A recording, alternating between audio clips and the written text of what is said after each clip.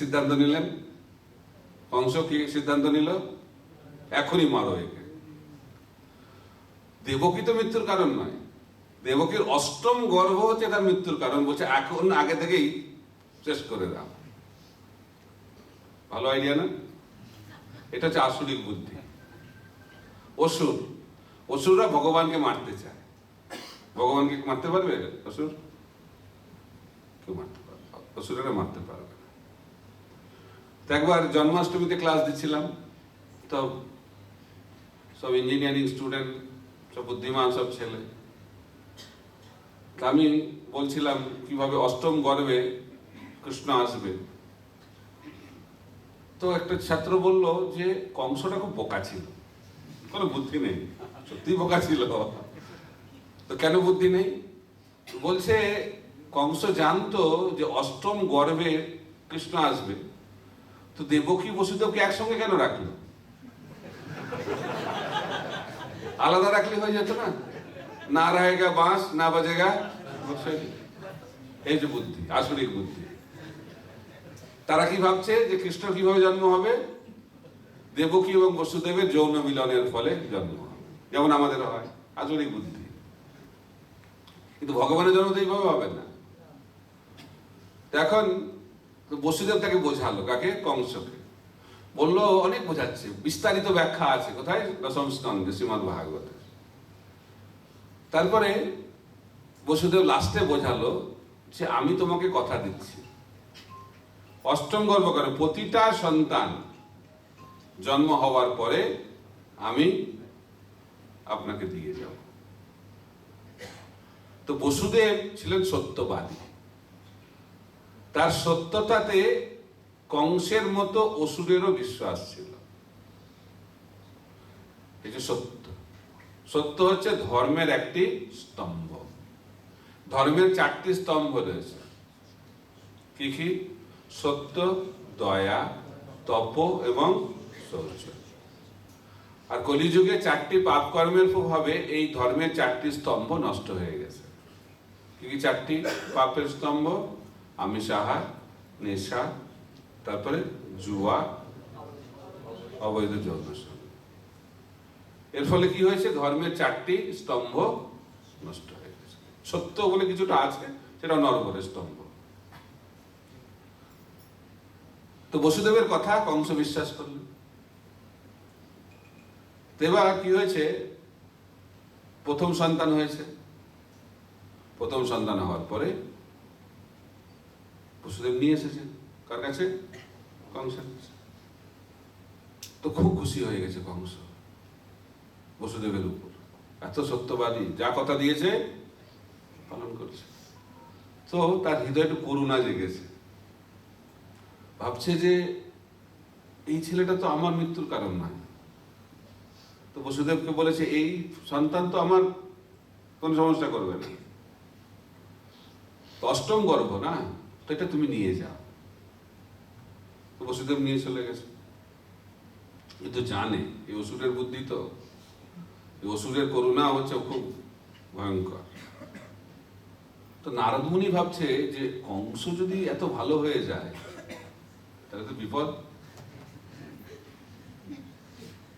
তো কারণ তাহলে ভগবান তো দেরি করবে আসতে, হ্যাঁ, কংস ভালো হয়ে গেলে।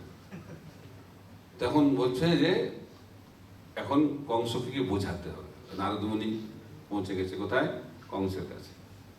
কংস বলছে আপনি জানেন না কি হচ্ছে, ষড়যন্ত্র চলছে, দেবতারা মিটিং করছে, মিটিং আমি ছিলাম, তারা আপনাকে মারবেই, মারার ষড়যন্ত্র করছে। আর যে আপনি দেখছেন না সবাই হচ্ছে দেবতা, এখানে বোঝা যাচ্ছে, কাউকে বিশ্বাস করবেন না। আর দেবতাদের যে গণিত সেটা আপনার গণিতের সঙ্গে মিলবে না। আপনি ভাবছেন এটা প্রথম গর্ভ, এটা অষ্টম গর্ভ হয়ে যেতে পারে। এভাবে বোঝাচ্ছে কোনটা যে প্রথম, কোনটা যে দ্বিতীয়, আর কোনটা যে অষ্টম বোঝা যাবে না। দেবতাদের খুব চালাকি রয়েছে, সেই ফাঁদে আপনি পা দেবেন না বলে চলে গেল। আর কংস ভাবছে বাহ, কারণ তুমি তো ভালো বুঝিয়েছি আমাকে, কাউকে বিশ্বাস করা যাবে না, নিয়ে আসো তাকে। দিয়ে প্রথম সন্তানকে নৃশংসভাবে হত্যা করলো। এবার প্রথম, দ্বিতীয়, তৃতীয়, চতুর্থ, পঞ্চম, ষষ্ঠ। এটা নিয়ে আমরা জন্মাষ্টমীতে বিস্তারিত আলোচনা করব। তো সব 6টা সন্তানকে নষ্ট করে দিল। এখন আচার্যরা ব্যাখ্যা করছেন এই 6টি সন্তান হচ্ছে আমাদের 6টি অনর্থ: কাম, ক্রোধ, লোভ, মোহ, মদ, মাৎসর্য। তো ভগবান তো বসুদেবের হৃদয়ে প্রকটিত হবে, বসুদেবের হৃদয় থেকে কোথায় প্রকটিত হবে? দেবকীর হৃদয়ে প্রকটিত হবে। তো এখন কৃষ্ণ আসার আগে কে আসবে? কৃষ্ণের প্রথম প্রকাশ বলরাম। তো বলরাম প্রকটিত হয়েছেন কোথায়? দেবকীর গর্ভে। 7 মাস হয়ে গেছে। তো এখন দেবকীর গর্ভ উপযুক্ত স্থানে পরিণত হয়েছে কৃষ্ণের আবির্ভাবের জন্য। তাই গুরুর মাধ্যম দিয়েই কৃষ্ণ এই জগতে প্রকটিত হয়। তো আমরা যদি কৃষ্ণকে পেতে চাই তাহলে কার মাধ্যম দিয়ে পেতে হবে? গুরুর মাধ্যম দিয়ে, সরাসরি পাওয়া যাবে না। তো এখন বলরাম যখন 7 মাস রয়েছে দেবকীর গর্ভে, তখন কৃষ্ণ যোগমায়াকে ডেকেছেন।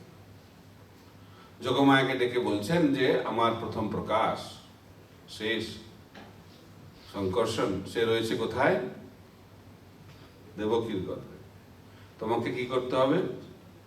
দেবকীর গর্ভ থেকে তাকে স্থানান্তরিত করতে হবে কোথায়? রোহিণীর গর্ভে। রোহিণী কোথায় রয়েছেন? গোকুলে। দেবকী কোথায় রয়েছেন? মথুরায়।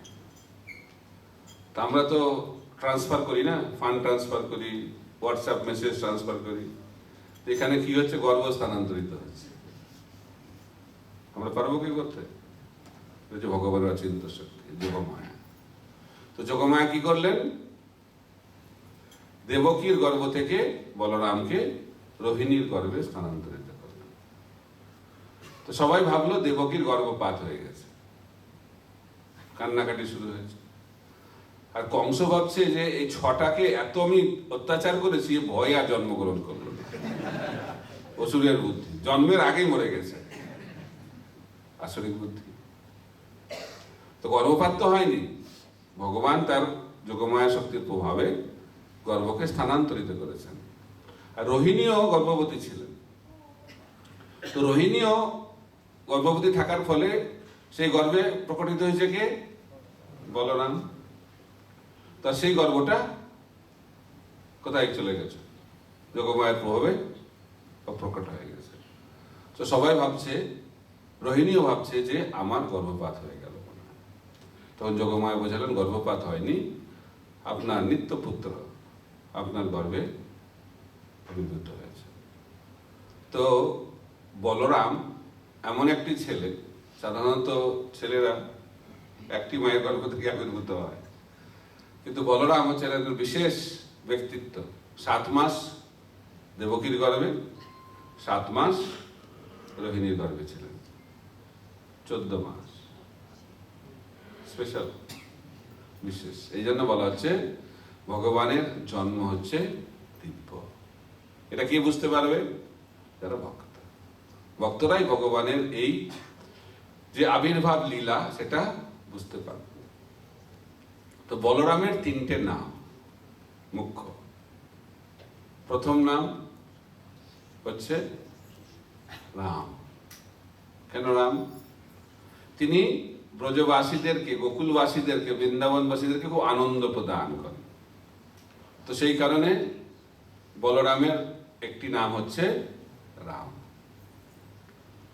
আর বলরামের খুব শক্তি, অসীম শক্তি, ভক্তি শক্তি। তো সেই শক্তির জন্য তার নাম হচ্ছে বলভদ্র, বলবান। হাতে গদা না, খুব শক্তিশালী, আর অল্পতেই রেগে যায়, বলভদ্র। এটা ওনার বিশেষ একটা বৈশিষ্ট্য। আর আরেকটি নাম হচ্ছে সংকর্ষণ। সংকর্ষণ মানে তিনি নন্দ মহারাজের পরিবার এবং বসুদেবের পরিবারকে মিলিত করেছিলেন। আর একটা বলা হচ্ছে তিনি যেহেতু দেবকীর গর্ভ থেকে রোহিণীর গর্ভে আকর্ষিত হয়েছিলেন, সেই কারণে তার নাম সংকর্ষণ। এই হচ্ছে বলরাম। তো বলরাম হচ্ছেন ভগবান, কৃষ্ণ হচ্ছেন ভগবান। তো দুজনের মধ্যে পার্থক্য কি? তো বলা হচ্ছে কৃষ্ণ হচ্ছেন সেব্য ভগবান, আর বলরাম হচ্ছেন সেবক ভগবান। তাই ভগবান তার সেবাকে এই জগতে বিস্তার করেন বলরামের মাধ্যমে। তাই আমরা যদি কৃষ্ণের সেবা করতে চাই তাহলে বলরামের আশ্রয় গ্রহণ করতে হবে। গুরু আশ্রয় ছাড়া ভগবানের সেবা হয় না। তাই বলরামকে বলা হয় আদি গুরু। সমস্ত গুরুদেবতা হচ্ছেন বলরামের প্রকাশ। তাই সেবক, সেবা ভাব, এটা হচ্ছে জীবের স্বরূপ। তাই বলা হচ্ছে, মহাপ্রভু শিক্ষা দিচ্ছেন, জীবের স্বরূপ হয় কৃষ্ণের নিত্য দাস। নিত্য দাস, এরকম না যে এখন দাস পরে প্রভু, এটা হয়ে যায় আমাদের। আমি আগের ক্লাসেই বলছিলাম, এখানে একটু বলি। আমাদের প্রভাবটা হচ্ছে এমন মায়ার প্রভাব, আমরা ভুলে যাই আমরা দাস। সেই কারণেই আমরা এই জগতে আছি। কৃষ্ণ বলি সেই জীব অনাদি বহির্মুখ, অতএব মায়া তারে দেয় সংসার দুঃখ। আমরা যখন ভুলে যাব যে আমরা হচ্ছি ভগবানের দাস, তাহলে কি লাভ হবে? কি পাবো আমরা? দুঃখ পাবো, সংসার দুঃখ পাবো। সংসার দুঃখ মানে জন্ম মৃত্যু জরা ব্যাধির চক্র। সংসার দুঃখ মানে আদি ভৌতিক, আদি দৈবিক, আদি আত্মিক ক্লেশ। আর ভক্তিবিনোদ ঠাকুর কি বলছেন? জীব কৃষ্ণ দাস এই বিশ্বাস করলে তো আর দুঃখ নাই। যদি আমাদের বিশ্বাস হয় যে আমরা হচ্ছি কৃষ্ণের দাস, এবং খালি দাস নয়, নিত্য দাস। কৃষ্ণ হচ্ছেন নিত্য প্রভু, আর আমরা হচ্ছি তার নিত্য দাস। একেলা ঈশ্বর কৃষ্ণ, আর সব ভৃত্য। সবাই ভৃত্য। বলরামও ভগবানের সেবক, মুখ্য সেবক। তাই বলরাম শেখাচ্ছেন যে কিভাবে সেবা করতে হয়। কিন্তু আমরা সেই সেবাকে ভুলে গেছি। আর আমরা সেবাকে ভুলে এখন কি করছি? প্রভু হওয়ার চেষ্টা করছি। প্রভু। তো বলরাম তার লীলার মাধ্যম দিয়ে দেখাচ্ছেন যে সেবক যদি প্রভু হয়ে যায় তার কি দশা হয়। একদিন বলরাম কৃষ্ণকে বলছেন যে আজকে আমি তোমার মতো সাজতে চাই, তোমার সাজটা খুব ভালো লাগে আমার, তোমার বস্ত্র পরবো, ময়ূরপুচ্ছ পরবো, তারপরে বংশী ধারণ করবো। বলছে ঠিক আছে। তো বলরাম কৃষ্ণের সমস্ত জিনিস পরে নিয়েছে, কৃষ্ণের মধ্যে সেজেছে। আর আপনারা জানেন, যখন কৃষ্ণ বৃন্দাবনে ছিলেন তো সবসময় কংস অসুর পাঠাত কৃষ্ণকে হত্যা করার জন্য।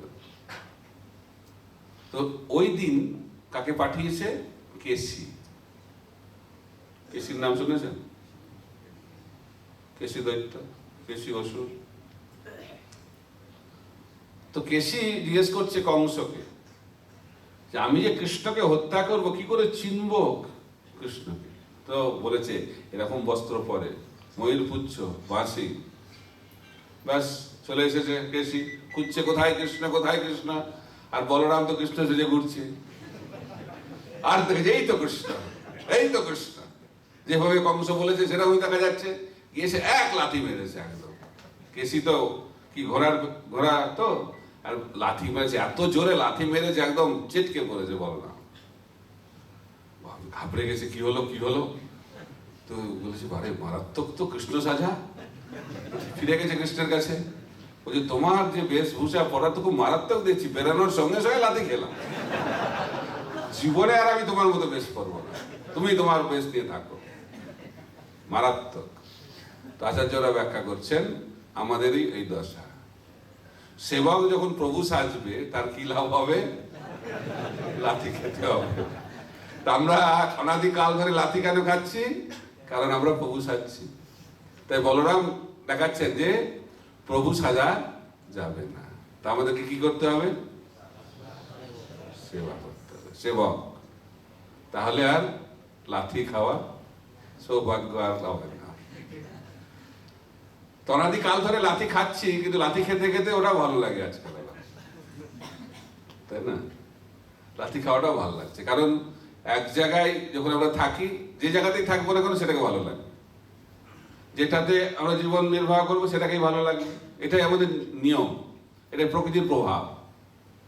তাই আমরা যখন সদ্গুরুর সান্নিধ্য লাভ করি তখন তার সঙ্গের প্রভাবে আমরা বুঝতে পারি যে আমাদের কি অবস্থা, যে আমরা যে এই জগতে দুঃখ পাচ্ছি, এই জগৎটা যে দুঃখময়, সেটা বুঝতেই আমাদের অনেক বছর লেগে যায়, অনেক বছর, অনেক জন্ম লেগে যাচ্ছে।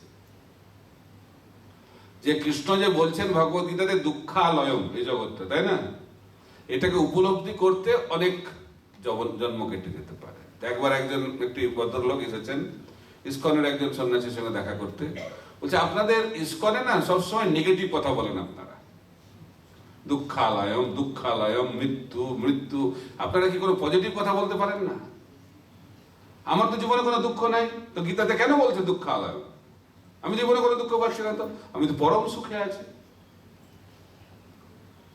তো সেই মহারাজ বলছে আমি তোমাকে আশীর্বাদ করি তোমার দুঃখ লাভ হোক, পাচ্ছ না তো দুঃখ। তো তার ফিরে গেছে বাড়ি, তারপরে এত দুঃখ পেয়েছে, মানে যত সমস্যা আছে জীবনে সব এসে গেছে তার। তো তারপরে দৌড়ে এসেছে সেই মহারাজের কাছে, একদম দণ্ডবাদ প্রণাম করেছে, মহারাজ ভগবত গীতাতে যা ভগবান বলেছেন চরম সত্য, এটা পরম সত্য, দয়া করে আপনি আমাকে উদ্ধার করুন, দীক্ষা প্রদান করুন। তো এটা বুঝতে হবে, গুরুর কৃপাতে, বৈষ্ণবের কৃপাতে আমরা বুঝতে পারবো এই জগৎটা হচ্ছে দুঃখের জগৎ। তাই বলরাম আমাদেরকে দেখাচ্ছেন, তিনি নিজে আচরণ করে দেখাচ্ছেন, যদি আমরা ভগবানকে বাদ দিয়ে দিই জীবন থেকে তাহলে কি হবে, মায়ার খপ্পরে আমরা পড়ে যাব। কৃষ্ণ বহির্মুখ হইয়া ভগবান ইচ্ছা করে, নিকটস্থ মায়া তারে ঝাপটিয়া ধরে। কৃষ্ণ বহির্মুখ মানে হচ্ছে